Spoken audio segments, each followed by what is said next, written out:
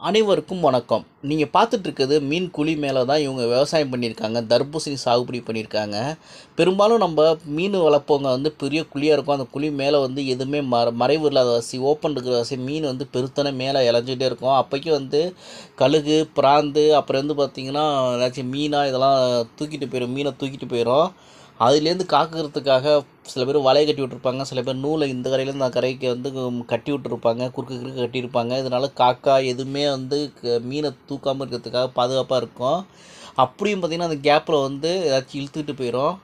அதை அவங்க போக்குறதுக்காக சூப்பராக ஐடியா பண்ணி தர்பூசணி மேலே கொடி கொடியாக போகிறதுல கம்பு எல்லாமே போட்டு அதில் தர்பூசணி அலைய வச்சு அதையே அறுத்துருக்காங்க. தர்பூசணி எப்படி தொங்குது பாருங்கள். அழகாக இறங்கி மீன் கூலியில் போய் தர்பூசணி அறுத்துட்டு வராங்க பாருங்கள். இதனால 2 விதமான லாபம் அவங்களுக்கு கிடைக்கிதுங்க. மீன் கூலிலையும் லாபங்க, அது மேலே இருக்க விவசாயத்துலேயும் லாபங்க. இது உங்களுக்கு பிடிச்சா லைக் பண்ணுங்கள், ஷேர் பண்ணுங்கள், சப்ஸ்கிரைப் பண்ணுங்கள்.